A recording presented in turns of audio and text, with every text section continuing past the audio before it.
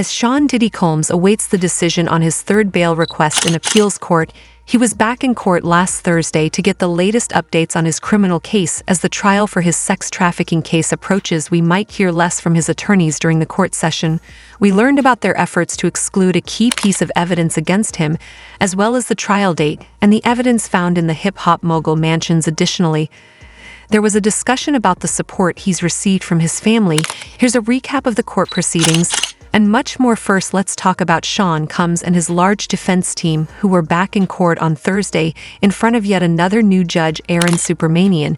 He will be overseeing Combs' trial, which is currently set for May 2025. Another point of interest is why the issue of bail wasn't discussed this week. Although a petition was filed for a third attempt at bail, it being handled by a different court. The Court of Appeals, specifically the Second Circuit Court of Appeals, will decide if Combs should be granted bail. Earlier this week, Coles' attorney, Alexandra Shapiro, filed a motion for pre-trial release with the Second Circuit. She emphasized that this case does involve extreme and unusual circumstances, but argued that these circumstances shouldn't prevent bail or force Sean Combs to defend himself from jail. She pointed out that Combs was detained right after he was charged, despite having lived in the public eye for his entire life with his actions widely reported and known to law enforcement. There's really no risk of him fleeing. He's a 54-year-old father of 7, a U.S. citizen, and one of the most recognizable and successful figures in the world.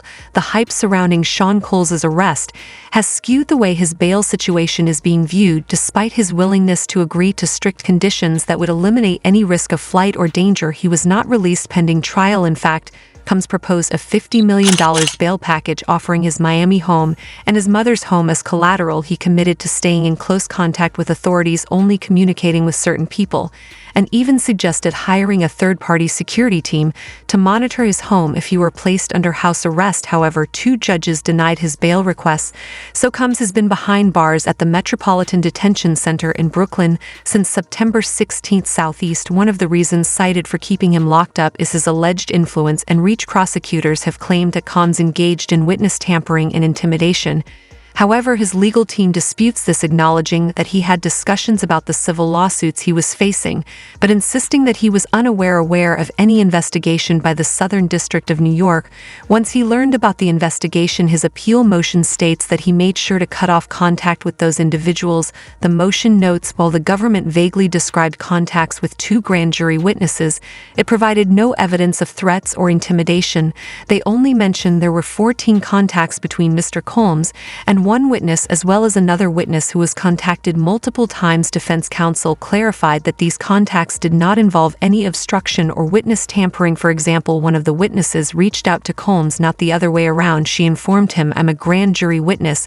After Combs told his defense team about this contact, he was instructed not to communicate with her again, and he complied. Shapiro argued that the prosecution has not met its burden to keep Combs detained till trial. Days later, an update was filed with the court stating that the bail motion has been referred to a 3-judge panel. However, their request for immediate release while awaiting a decision on the bail motion was denied, though the motion to seal was granted. In summary, Combs won't be released immediately. He has to wait for the judges to review the arguments before making a decision. Diddy broke down in front of the entire courtroom upon hearing that his $50 million bail pass package had been denied. The music mogul, who is used to the comforts of mansions and private jets, now faces the grim reality of life in a cramped jail cell, and the news hit him hard. His bail package was a last-ditch effort to avoid staying behind bars after his arrest. Diddy, yes, the Diddy we all know, was willing to go to great lengths to secure his release.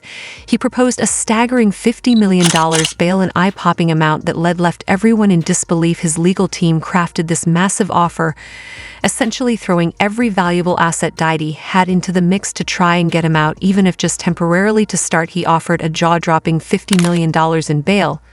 But that was just the beginning. Diddy went all out, putting up his $48 million Miami mansion, complete with all its lavish amenities, and even offering his private jet, the same one he likely uses for spontaneous globe-trotting adventures. As if that wasn't enough, Diddy brought his family into the mix. His mom and other relatives co-signed the bail package, showing just how committed they were to getting him out of this situation. On top of that, did he promise to surrender his passport, so no jetting off to some tropical paradise, and even agree to home detention. He was practically saying, "Look, I'll stay home, just don't make me stay in jail." But there's more. His lawyer sweetened the offer even further by proposing weekly drug tests to prove he was clean, a nightly visitor log to keep track of who was coming and going, and even restrictions on female visitors aside from his daughters and their mothers. No other women would be allowed to visit him. Diddy was ready to follow every rule thrown his way. If it meant avoiding that jail cell, he was pulling out all the stops to stay free. Despite all this, the judge took one look at the impressive bail package and said, "Nope." Why? This is where things got tricky. The prosecution presented a strong case that Diddy wasn't exactly someone you could trust to stay out of trouble. They brought up some troubling details from his past that painted a pretty unflattering picture. One major point of concern was a series of old text messages from Diddy that, let's just say, weren't the kind of messages you'd want anyone to see in a courtroom. One text from 2016 stood out, and it was pretty alarming. It came right after Diddy was caught on camera with his ex-girlfriend Cassie Ventura at a hotel. In the message, he was in full panic mode, practically begging for help. "Call me, the cops are here. I got 6 kids, please call. I'm surrounded. You're going to abandon me all alone." It really showed how desperate and manipulative he could become when things were spiraling out of control. But that wasn't even the worst part. Allegedly, he paid the hotel $50,000 to erase the security footage of him throwing glass vases at Cassie during that incident. That kind of power move doesn't look good when you're trying to convince a judge that you won't tamper with evidence or witnesses. The judge also had to take into account Diddy's immense wealth and influence, which gave him plenty of opportunities to make things disappear, whether it was evidence, witnesses, or anything else that could jeopardize his trial. Let's be honest, someone with his kind of money can do a lot behind the scenes. The court was concerned that he might use his resources to obstruct justice or even intimidate those involved in the case. And let's not forget that Diddy has a history of controversies. He's faced accusations ranging from bribery to obstruction of justice in the past, so the concern about him potentially tampering with witnesses this time isn't just unfounded paranoia. In fact, when you look at other high-profile cases, Diddy's situation starts to make a lot more sense. Take Harvey Weinstein, for instance. Back in 2017, he was denied bail despite being willing to put up millions. Why? The court was worried about the same issue, obstruction of justice.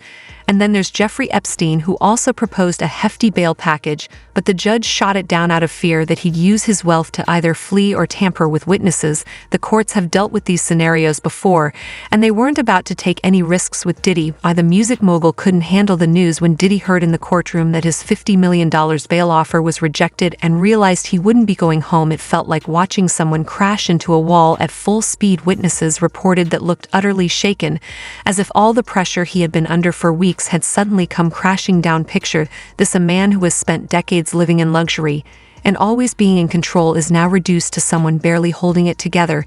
He wasn't just upset, he was crushed. Eyewitnesses described the look on his face as the judge delivered the verdict. His usual composure vanished, replaced by disbelief. Some claimed they could see him trembling, and it seemed like he was on the verge of fainting as the judge's words registered. Did he actually collapse? Whether it was from shock, stress, or sheer emotional exhaustion, he clearly couldn't handle it. Paramedics were called in, and it quickly became evident that the reality of his situation was hitting him harder than he might have anticipated. This wasn't just a physical reaction, it represented something deeper. Diddy, who had lived a life surrounded by fame, fortune, and luxury, now had to confront the harsh reality that his days of private jets and red carpets were over, at least for now. He was facing the reality of a cold, cramped jail cell. For someone who had never really experienced discomfort beyond a flight delay or a bad review, that must have felt unbearable. The psychological shift from living in a $48 million mansion to a tiny 6x9 jail cell is almost unimaginable. How does someone who has enjoyed such luxury even begin to process that instead of sleeping on silk sheets, he'd now be on a thin prison-issued mattress? For Diddy,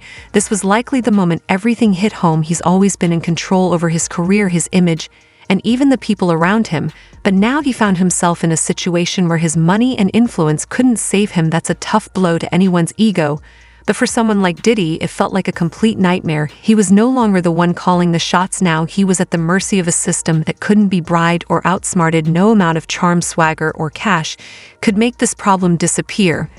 And that realization must have been terrifying. Let's not forget that Diddy has faced his share of legal troubles before, but he's always managed to come out on top. It was as if he had a golden touch. Charges would surface, scandals would break, but he often slipped away relatively unscathed. Take the infamous nightclub shooting in 1999, for instance, when Diddy and his then-girlfriend Jennifer Lopez were arrested after a shooting that left 3 people injured. Somehow Diddy walked away acquitted while his protege took the fall time, and again, he's found a way to navigate through the justice system's cracks, but this time feels different. This isn't just about a nightclub fight or a minor scandal. These are serious charges that could land him in prison for life. It's clear that for the first time, Diddy realizes he might not be able to talk his way out of this situation. The thought of possibly spending years, maybe even decades behind bars must have weighed heavily on him and contributed to his collapse in court. For someone accustomed to living like a king, the idea of being locked up in one of the country's most notorious detention centers is utterly horrifying. As news of Diddy's breakdown began to circulate, reactions from the music industry ranged from shock to deep concern. Celebrities who once viewed him as an untouchable mogul were taken aback by the news. The hip-hop community has always seen Diddy as larger than life, a man who has navigated scandals, legal battles, and the industry's ups and downs, always managing to land on his feet. But this time many were left wondering if he could bounce back. On social media, reactions varied widely. Some offered their support, while others expressed skepticism, questioning whether this was the beginning of the end for Diddy. It's one thing to have your reputation tarnished by scandal, but for someone like Diddy, who has built his empire on being powerful, invincible, and in control, this collapse was more than just a physical setback. It was a stark symbol of his world crumbling around him. No amount of money or fame could fix this. Concerns about Diddy's life in jail are mounting. High-profile inmates like him experience a unique kind of psychological strain when they enter the prison system. While he's enjoyed a life of luxury, he's also been under constant public scrutiny, with every move followed, praised, or criticized throughout his career. He's had an entourage, devoted fans, and his wealth to often the impact of any criticism. Now in jail, all of that is gone. The isolation can be especially hard for someone like Diddy, as it's not just about being physically alone, it's about losing everything that defined him in the outside world. Sitting in a cold cell with only his thoughts must feel like the walls are closing in on him. That's why authorities are taking no chances, keeping a close watch on him around the clock to ensure he doesn't harm himself. Things aren't looking good for Diddy at the Metropolitan Detention Center (MDC), which is notorious for being one of the worst jails in the country. Its brutal reputation is well earned, with conditions that are nothing short of horrific. Hygiene is almost non-existent, and inmates often go for days without a proper way to clean themselves. The cells are freezing in winter and sweltering in summer, and there have even been reports of power outages that leave the facility in complete darkness without heat or hot water, sometimes for days. Just imagine being stuck in a frigid cell, shivering under a thin blanket, surrounded by nothing but cold concrete and steel. It's a true nightmare. The overcrowding only compounds the misery. MDC is infamous for cramming inmates into tight spaces well beyond its capacity. There's no privacy, no room to breathe, and you can't let your guard down for a moment. For someone like Diddy, who's used to the spaciousness of his mansions, this cramped environment must feel utterly suffocating. To make matters worse, he's currently in solitary confinement in the special housing unit, SHUA section, reserved for inmates deemed high risk either to themselves or others. This isn't just any part of the jail, it's where they keep the most dangerous individuals. Diddy is currently confined to a cramped 6x9 set. Just think about that. A man who once called a $48 million mansion home is now 6x9 set. Just think about that. A man who once called a $48 million mansion home is now spending 23 hours a day in a space smaller than most people's closets. Inside, he has a steel toilet and sink combo, a small writing desk, and a thin mattress. That's it. His belongings consist of a single blanket, one uniform, and a few limited commissary items to get by. There's no luxury or comfort here, just a cold, hard, and isolating environment. To make matters worse, the toilet in his cell only flushes 3 times a day. This might seem strange, but it's a standard measure in places like the MDC to prevent inmates from flooding their cells. For Diddy, it's just another reminder of how far he's fallen from his life of unimaginable wealth. Being in solitary confinement means he's allowed out of his cell for just 1 hour each day, and even then it's only to a small enclosed yard where he can stretch his legs. He has no interaction with other inmates and is completely cut off from the outside world except for the guards who monitor him. The contrast between Diddy's previous life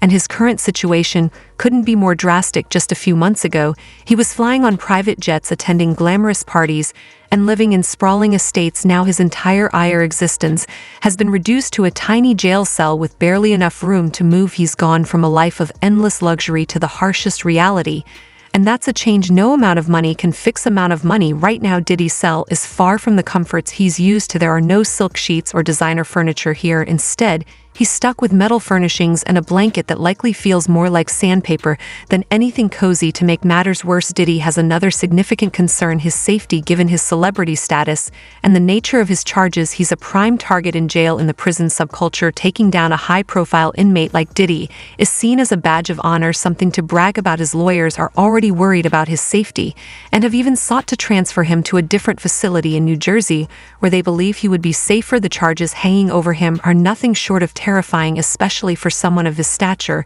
If he's found guilty, Diddy could face the prospect of spending the rest of his life behind bars.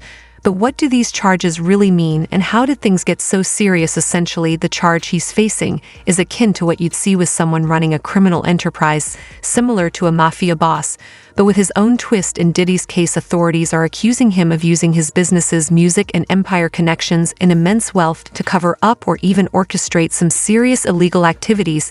See if they need anything additional based on what they find. If they're fully committed to reviewing the discovery in this case, it could take months, if not longer. But discovery isn't the only topic of discussion at this hearing. Another contentious issue came up involving a claim from the defense that someone from Homeland Security had leaked a notorious video showing Sean Combs allegedly assaulting his ex-girlfriend Cassandra Venture. Back in 2016, CNN aired that video in May, just 2 months after the raids on Combs' home. Combs' lawyer argued that this video, along with other alleged leaks, has caused damaging and highly prejudicial pre-trial publicity that could taint the jury pool, compromising Mr. Combs' right to a fair trial. Prosecutor Emily Johnson pushed back hard against these claims, telling the judge that they were baseless attempts to exclude a critical piece of evidence from the trial. She asserted that not a single one of those alleged leaks originated from the prosecution team. This back and forth shows just how complicated things are getting in this case, with both sides trying to navigate a landscape filled with legal challenges and media scrutiny. The physical pain, fear, and mental strain of solitary confinement are really taking a toll on Diddy. If things don't improve soon, this jail sentence could turn out to be the toughest wake-up call Diddy has ever experienced. What do you think about this situation? Share your thoughts in the comments below.